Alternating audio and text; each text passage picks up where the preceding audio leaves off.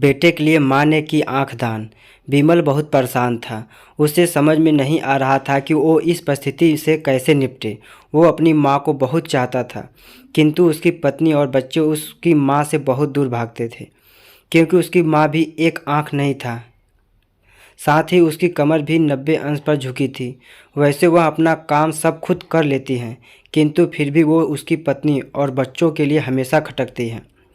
दादी, आप ऊपर के कमरे में जाओ, मेरे दोस्त आ रहे हैं, विमल के बेटे ने अखिल ने बड़े बेरुखी से कहा। पर बेटा, मैं तो यहाँ बहुत दूर बैठी हूँ, विमल की माँ ने बहुत प्यार से कहा। नहीं, आप उनके सामने मत रहो, वो मुझे चिढ़ाते हैं, अखिल ने ज़ोर से डांटते हुए कहा। क्या हुआ अखिल, क्यों चिल्ला रहे हो? विमल की पत्नी कामिनी ने किचन से ही आवाज़ लगाई। देखो न माँ, ये दादी यहीं ड्राइंग रूम में बैठी हैं और मेरे दोस्त आ रहे हैं, अखिल ने शिकायत भरे लहजे में कहा। माँ जी, आप ऊपर चली जाओ, क्यों हम लोगों को लजवाती हो, कामिनी ने बेटे का पक्ष लेते हुए कहा। बेचारी सरस्वती चुपचाप उठकर जीने के सहारे ऊपर जाने लगी। कमर झुकी होने के कारण उन्हें ऊपर चढ़ने में बहुत परेशानी हो रही थी, किंतु वो पूरी ताकत से ऊपर के एक अकेले कोने वाले कमरे में जाकर बैठ गई। विमल बाजू के कमरे से सब सुन रहा था। उसे कष्ट हो रहा था कि उसकी माँ को अपमानित होना पड़ रहा है, किंतु वो असहाय था।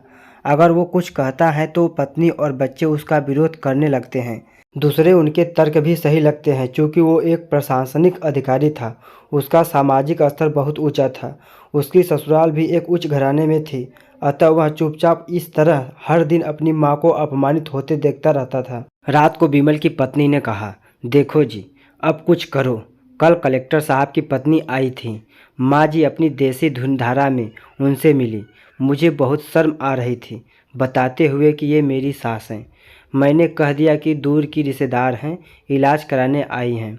विमल को रोना आ गया, किंतु फिर भी वह चुप रहा। उसे समझ में नहीं आ रहा था कि वो क्या करे। अपने बेटे की मन स्थिति को सरस्वती अच्छी तरह से जानती थी और बेटे को कोई कष्ट न हो, इसलिए वो हर बात को चुपचाप सह लेती थी। विमल बहुत उदास रहने लगा।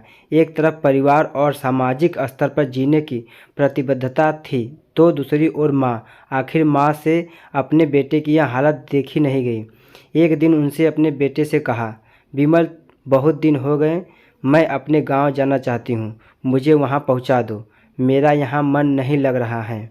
किंतु माँ, वहाँ तो कोई नहीं है, तुम्हारी देखभाल कौन करेगा? विमल ने आश्चर्य से पूछा। अरे सब गांव वाले तो हैं, और वो तुम्हारे मामा जी तो उसी गांव में रहते हैं, और फिर हम सारी व्यवस्थाएं कर आएंगे ना। कामनी को तो जैसे मन की मुराद मिल गई हो। हाँ बेटा, बहुत सही कह रही हैं, सरस्वती ने लंबी सांस लेते हुए कहा। विमल जानता था कि गांव में माँ की देखभाल करने वाला कोई नहीं है, लेकिन अपनी पत्नी की जिद के कारण वह अपनी माँ को गांव छोड़ने पर विवश हो गया। माँ को गांव छोड़कर आते वक्त उसे रोना आ रहा था तथा अपनी बेबसी पर गुस्सा भी आ रहा था, किंतु परिवार, पत्नी और समाज ने उसके इन मनभावों को दबा दिया और वो सुकून सा महसूस करने लगा। कुछ दिनों के बाद उसके चाचा, जो अमेरिका में रहते थे, आने वाले थे। जब विमल बहुत छोटा था, उसके पिता जीवित थे, तब वो भारत आए थे और उसके बाद वो अब भारत आने वाले थे। पूरा परिवार और आस पड़ोस बहुत उत्साहित था। अमेरिका से विमल के डॉक्टर चाचा आ रहे थे। डॉक्टर रमेश ने जैसे ही घर में कदम रखा, सबने मिलकर बहुत उत्साह से उनका स्वागत किया, क्योंकि विमल भाभी नहीं दिख रही थी। कहाँ हैं? डॉक्टर रमेश ने उत्सुकतापूर्वक पूछा। जी, वो गांव में रहती हैं, यहाँ उनका मन नहीं लगा, कामिनी ने सपाट लहजों में उत्तर दिया। डॉक्टर रमेश ने विमल की ओर देखा तो विमल ने अपनी आंखें झुका ली। रमेश सब समझ गए, बोले, कल हम भाभी से मिलने गांव चलेंगे सब लोग। दूसरे दिन सभी लोग गांव के घर में पहुंचे। देखा कि सरस्वती को बहुत तेज बुखार है और वो पलंग पर असहाय पड़ी हैं। डॉक्टर रमेश दौड़कर सरस्वती के पास गए, उनके पैर छूकर रोने लगे।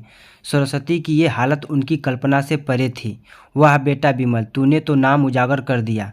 अपनी माँ की ये हालत देखकर तुझे तो शर्म भी नहीं आ रही होगी।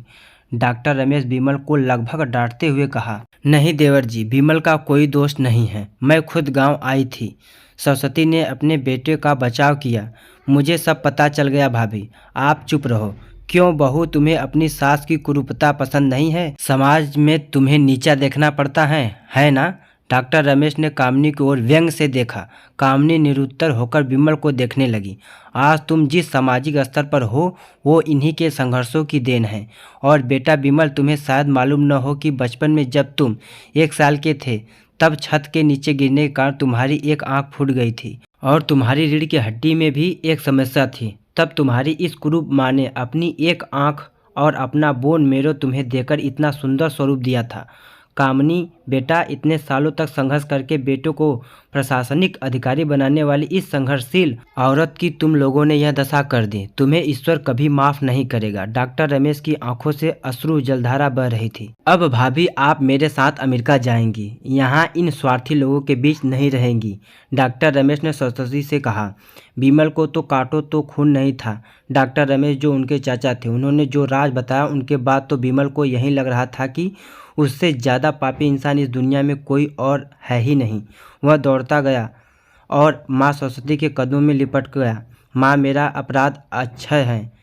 मैं जानबूझकर चुप्पी साधे रहा, आपका अपमान करवाता रहा। अब सिर्फ आप ही उस घर में मेरे साथ रहेंगे और कोई नहीं। विमल ने आग्नेय दृष्टि से अपनी पत्नी और बच्चों को देखा। कामिनी को भी बहुत पश्चाताप हो रहा था, किंतु उसकी हिम्मत नहीं हो रही थी कि वो सरस्वती से आंख मिलाए।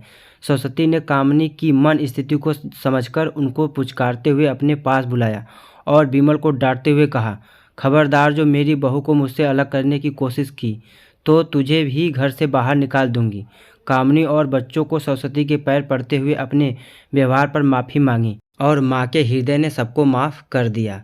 तो कैसा लगा ये कहानी हमें कमेंट बॉक्स में ज़रूर बताएं और चैनल पर नए हैं तो प्लीज़ चैनल को सब्सक्राइब करें। तो मिलते हैं एक अच्छी कहानी में, तब तक के लिए।